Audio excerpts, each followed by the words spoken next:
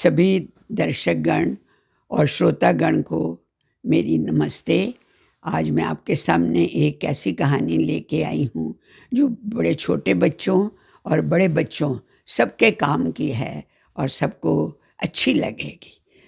राजस्थान में भीलवाड़ा नाम का एक स्थान है जहाँ पर एक भैरव नाथ जी बाबा जी रहते थे, जो कि बहुत ही मशहूर थे, प्रसिद्ध थे। लोग उनके पास दूर दूर से आते थे, कोई अपनी किस्मत आजमाने को, कोई अपनी बुराइयां दूर करवाने को, कोई घर के लड़ाई झगड़े दूर करवाने को। वो बिल्कुल सच्चे, सरल और ऐसे व्यक्ति थे जो कि कभी किसी का बुरा नहीं करते थे। गुस्सैल ज़रूर थे। अगर उनकी बात कोई काटता था तो वो उसको डांट भी देते थे, लेकिन दिल से प्यार करते थे, सबको बहुत आशीर्वाद देते थे। इसीलिए राजस्थान ही नहीं बल्कि दूर दूर से लोग उनके पास आते थे। वहीं कुछ गांव आगे 4 भाई रहते थे। वो अपने पिता के मरने के बाद बिल्कुल निठल्ले से हो गए। मेहनती थे, लेकिन उनकी मेहनत कोई रंग नहीं लाती थी। जो भी काम करते थे वो सब ऐसे ही बेकार हो जाता था। तो सब लोग उसको कहते थे कि भाई कैसे घर का गुजारा करते हो। वो एक दिन खा पी लेते थे अच्छा, तो दूसरे दिन फिर अगले दिन की चिंता उनको लगी रहती थी कि अब हम क्या करें। मेहनत करते थे पर कहीं मेहनत रंग नहीं लाती थी। फिर किसी ने ये कहा कि चलो आपको भीलवाड़ा में एक बाबा जी हैं, भैरवनाथ जी, उनके पास चलते हैं। वो कुछ आपको अच्छी सलाह देंगे, बुरी कभी भी नहीं देंगे। तो उन लड़कों ने कहा चलो कोई बात नहीं, हम वहाँ भी चले जाते हैं। हम भी तो सारा दिन इधर उधर मटर गश्ती करते हैं, काम करते हैं, पर कोई फल नहीं मिलता है। चारों जने घर से खाना बनवाकर अपनी पोटलियाँ अलग अलग पोटली में रोटी रख के, सब्जी रख के चल पड़े। सारा दिन सफ़र था, कहीं पर बैलगाड़ी से गए, कभी कैसे भी वहाँ पहुँचे। पहुँचते हुए शाम हो गई, सर्दी का दिन था और जल्दी ही अंधेरा भी हो गया। थोड़ी बहुत उनको ठंड भी लग रही थी। अब जैसे ही वो वहाँ पहुँचे तो उनके दरवाज़ा बंद था। उसको उन्होंने कुंडी खटखट खटखट की, पर कोई नहीं बोला। फिर उन्होंने ज़ोर से की, तभी अंदर से आवाज़ आई, कौन है इस वक़्त? इतनी रात में क्यों आए हो? कहाँ से आए हो? किस लिए आए हो? मेरे से क्या काम है? इतनी बातें, प्रश्न सुन के वो चारों ही काँपने लग गए कि यहाँ तो बहुत गुस्से वाले बाबा जी बैठे हुए हैं। पर फिर भी आपस में एक दूसरे के मुंह के ऊपर उंगली रखवा के बड़े धीरे से रामदीन, जो कि छोटा था, उसने कांपते हुए स्वर में कहा, बाबा जी हम आए हैं, आपसे कुछ सलाह लेनी है। हम 4 भाई हैं, बहुत दूर से आए हैं। तो कहते हैं आए हो, कोई बात नहीं, अब कुछ खा पी कर आज रात को सो जाओ। मैं भी थका हुआ हूँ, सुबह उठ के हम लोग बात करेंगे। अब वो चुप हो गए। अब क्या करते? उनको तो किसी बात का पता ही नहीं था। पर तभी बाबा जी ने कहा, भोलू इनको राम रखा की सराय में ले जाओ। राम रखा वहाँ का एक सेठ था, उसने ऐसे ही सराय बनाई हुई थी कि जहाँ पर इसी तरह के लोग आके रहते थे। कोई कुछ दक्षिणा दे जाता था, कोई नहीं भी देता और कोई बात नहीं। और उसी के घर के साथ एक ढाबा था जहाँ लोग खा पी लेते थे और इसी तरह से ये काम चलता जा रहा था। भोलू इनको ले गया वहीं पर। ये वहाँ गए, अब थके हुए थे बहुत।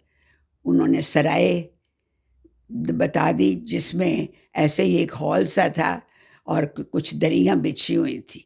उन्होंने कहा एक एक दरी आप ले लो और इस पे सो जाना। कुछ खाया है कि नहीं? कहते हैं खाना हमारे पास है, हम चाय मंगवा लेते हैं। ढाबे से उन्होंने ढाबे पे ही जाके चाय पीनी शुरू की, साथ ही अपनी रोटी जो सब्ज़ी लाए हुए थे, जैसे भी ठंडी हो गई थी, वो खा ली और खा के आके लेट गए। मच्छर बहुत थे, चारों को खूब मच्छर काट रहे थे, पर क्या करते? पतली-पतली चादरें वहाँ थी पड़ी हुई, एक-एक चादर लेके सब सो गए। तो थकने के वजह से उनको नींद भी आ गई, मच्छर भी उनसे हार गए। खैर, सुबह जैसे ही हुई तो वो उठ गए। उनको बहुत ज़्यादा इस बात की थी चिंता कि बाबा जी कहीं हमें देर हो जाने पर डांटे ना। रात की डांट और उनकी आवाज़ उनके कानों में अभी भी गूंज रही थी। चारों जने नहा धो के अपना चल पड़े। थोड़े थोड़े उनके पास पैसे थे, खास और कुछ भी नहीं था।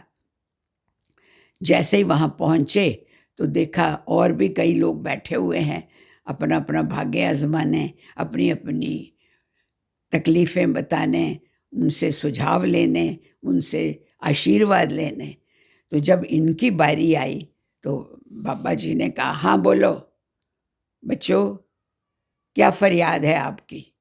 तो इनमें से जो कालू था सबसे बड़ा, उसने कहा कि गुरुजी, हमारे पिताजी जब गुज़र गए तो उसके बाद हमारा सारा काम जो था वो खेती बाड़ी का ठप हो गया।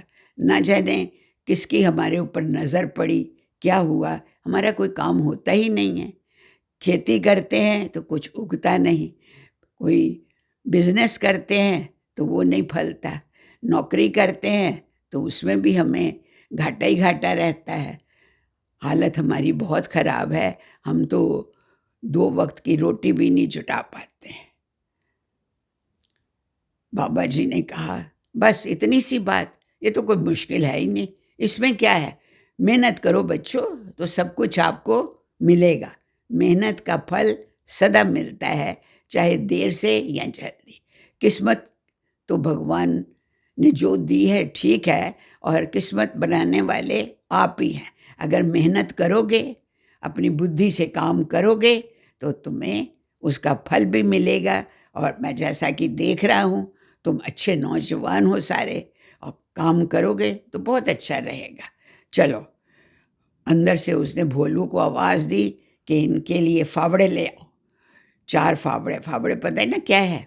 बेलचे टाइप होते हैं जिससे खोद के ज़मीन को खोदा जाता है, गुड़ाई वगैरह करने के लिए। और काफ़ी अच्छे मज़बूत फावड़े 4 आ गए, उन्होंने चारों को दे दिए और कहा, देखो पीछे की ज़मीन पर कई सारे ऐसे छोटी-छोटी पहाड़ियाँ हैं, चारों जाओ, ये लड़का तुम्हें ले जाता है भोलू, दिखा देगा। कोई हमें कुछ नहीं पता कि किस पहाड़ी में क्या-क्या है, लेकिन ये पता है कि किसी में सोना है, किसी में चाँदी है, किसी में पीतल है और किसी में कुछ भी नहीं है। अब ये तुम्हारी अपनी किस्मत है, और कि जो निकलेगा उसको अपनी बुद्धि से इस्तेमाल करोगे तो तुम्हारी ज़िंदगी बिल्कुल सफल हो जाएगी, हरी-भरी हो जाएगी और तुम अपने को खुशकिस्मत समझने लगोगे। ये ले जाओ, सुबह से अभी से जाके शुरू कर देना, शाम तक जितनी आपकी खुदाई हो जाएगी आपको पता चल जाएगा। जितनी आपकी हिम्मत है उसके हिसाब से देखोगे, और वहाँ बोरियाँ भी पीछे कोठरी में पड़ी हुई होंगी, वो 2-2 बोरियाँ ले लेना, छोटी-छोटी हैं, बड़े-बड़े च उतनी चट्टान तोड़-तोड़ के उसमें डाल लेना, दोनों 2-2 बोरियों में, जितनी तुम उठाकर आराम से ले जा सको। और फिर अब तुम्हारी किस्मत है आगे, और तुम्हारी बुद्धि है कि उन चट्टानों से, उन पेड़, उनके टुकड़ों से जो पत्थर से निकले वो किस तरह के हैं और उनका कैसे प्रयोग आप करेंगे। तो फिर चारों ने लिया, उनको प्रणाम किया, धन्यवाद किया और चल पड़े। काफ़ी दूरी पर जाकर पहाड़ियाँ थी और सब एक-एक पहाड़ी के पास खड़े हो गए। कालू जो था कभी एक के पास जाए, कभी दूसरी पहाड़ी पे। उसको यही ना समझ में आए कि दिल में वो सोचे मैं जिसके पास जाऊं पहाड़ी के, उसमें सोना तो ज़रूर ही निकलना चाहिए। कभी वो पहली वाली पहाड़ी पे जाए, कभी दूसरी पे, तीसरी पे। सब उसको कहो भाई एक जना तुम सबसे पहले चुन लो कौन सी पहाड़ी तुमने लेनी है। तो उसने पहाड़ी नंबर 4 ली कि चलो मैं बाकियों का भी पहले देख लूँगा कि उनमें क्या-क्या निकलता है, और सब अपनी-अपनी पहाड़ी के पास खड़े हो गए। शाम तक करते-करते काफ़ी जोश से करते रहे, फिर जोश थोड़ा कम भी हुआ, थोड़ा बहुत कुछ खाया भी, सुस्ताया भी। तो रामदीन जो सबसे छोटा था, उसने ज़्यादा जोश से काम किया और उसकी पहाड़ी जब खुदी तो उसने चिल्ला उठा, वाह भाई वाह! मुझे तो तांबा मिल गया, तांबा। मैं तो अब इसी से ही अपनी ज़िंदगी चला लूँगा। तो उसने उसके मोटे-मोटे 2-2 टुकड़े किए, 2 बोरियाँ अपनी जो उसने ली थी उसमें डाला और चल पड़ा। कहता है राम राम सबको, मैं तो जा रहा हूँ, आगे काम करूँगा। अब मेहनत करते-करते भीम की बारी आ गई। भीम ने ज़ोर-ज़ोर से काफ़ी वो फावड़े चलाए, तो उसने जब देखा तो सफ़ेद-सफ़ेद कुछ निकला। कहते अरे! मेरी तो किस्मत बहुत ही अच्छी है, देखो मेरे तो चाँदी निकल आई है, मेरी चाँदी हो गई, चाँदी हो गई। उसने भी बड़े-बड़े जितने टुकड़े वो उठा सकता था, वो उसने उठाए और 2-2 टुकड़े एक-एक बोरी में डाल के फिर वो भी राम-राम करके चल पड़ा। अब बारी आई शामू की। शामू भी बहादुर था, लेकिन इतना वो मज़बूत नहीं था, शरीर से थोड़ा दुबला था। उसने भी थक गया, लेकिन थोड़ा बैठ के उसको जोश आ गया, उसने फिर पहाड़ी को काटना शुरू किया। और जब काफ़ी शाम हो गई, तब वो भी चिल्लाया कि मेरी भी लॉटरी खुल गई, मेरी लॉटरी खुल गई, मुझे तो ये देखो पीला-पीला मिला है। उसने सोचा सबने कि शायद सोना होगा, लेकिन जब उसने ध्यान से देखा टन-टन करके, तो उसने कहा ये तो पीतल है, कोई बात नहीं, पीतल की तो बड़ी वैल्यू होती है, बहुत में बिक जाता है, बर्तन भी बनते हैं, गहने भी बनते हैं, बहुत कुछ होता है। चलो, मैं बाबा जी ने मेरे ऊपर रहम किया है और मेरी पहाड़ी में पीतल निकल आया। उसने भी उसको तोड़ने में काफ़ी दिक्कत हुई, पर उसने भी काफ़ी बड़े-बड़े 2 टुकड़े अलग-अलग से अपनी बोरियों में डाल लिए। अब कालू का अंदर दिल धड़क रहा था कि अब तो मेरे को सोना अवश्य ही मिलेगा। क्यों? क्योंकि ये पहाड़ियाँ तो दे गई इनको जो-जो इनको देना था। तो कालू को अपने ऊपर बड़ा गर्व था कि मैं तो सबसे ज़्यादा लायक भी हूँ, हट्टा-कट्टा भी हूँ। और उसने ज़ोर-ज़ोर से फावड़ा चलाया और टन-टन की आवाज़ हुई और उसने ज़ोर से देखा तो एक पत्थर के कई सारे टुकड़े टूट के उसके ऊपर गिर गए। उसने झाड़ के अलग किए, उसके नीचे उसे कुछ रंगीन-रंगीन दिखा। शायद वो कहीं से कोई किरण उसके ऊपर आ रही थी पत्थरों पे, तो उसको लगा पीला-पीला है। अब उसको बिल्कुल यही हो गया निश्चय कि मेरे मेरे पास तो सोना ही आएगा। खुशी-खुशी उसने ज़ोर-ज़ोर से मारा।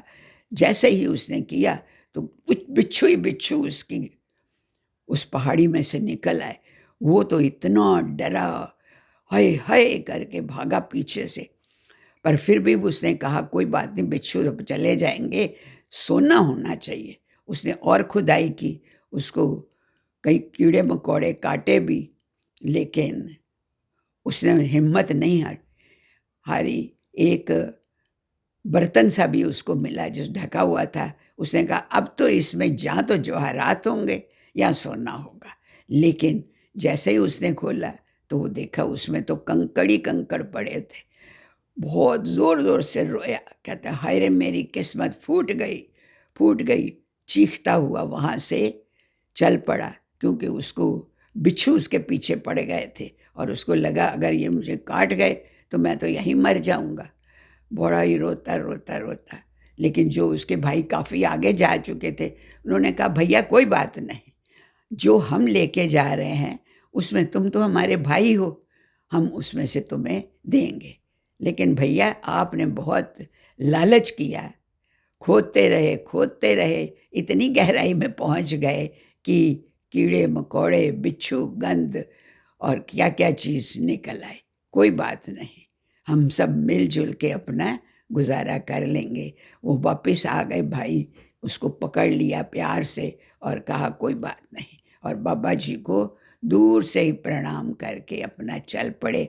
और कालू बहुत ही रोया, कहता है मैंने लालच किया, बड़ी खोजबीन भी की कि कौन-सी पहाड़ी लूँ, और इतना ज़्यादा खोद दिया कि नीचे से बिच्छू भी आ गए, और रोता हुआ वो अपने भाग्य को कोसने लगा। लेकिन भोलू ने उसको कहा कि देखो भैया, भाग्य-वाग्य कुछ नहीं होता, बाबा जी ने, गुरु जी ने जो कुछ कहा है, अब आप मेहनत करो, अपने घर जाओ, खेती-बाड़ी करो, वहाँ पर अब ऐसे ही फावड़े लेकर अपने औज़ारों के साथ अपने और मेहनत करके ईश्वर का नाम लेके काम करो, तो तुम्हें सब कुछ अच्छा ही मिलेगा। इसलिए ना किसी के ऊपर बुरी अपनी नज़र डालो, ना कोई लालच करो, घर जाओ और अपना काम करो। तो इस प्रकार से चारों भाई झूमते हुए अपने घर की ओर चल पड़े। ठीक लगी बच्चे? बच्चे बड़े सभी ने सुनी, ये कहानी सबके लिए बहुत अच्छी है। Okay, bye bye.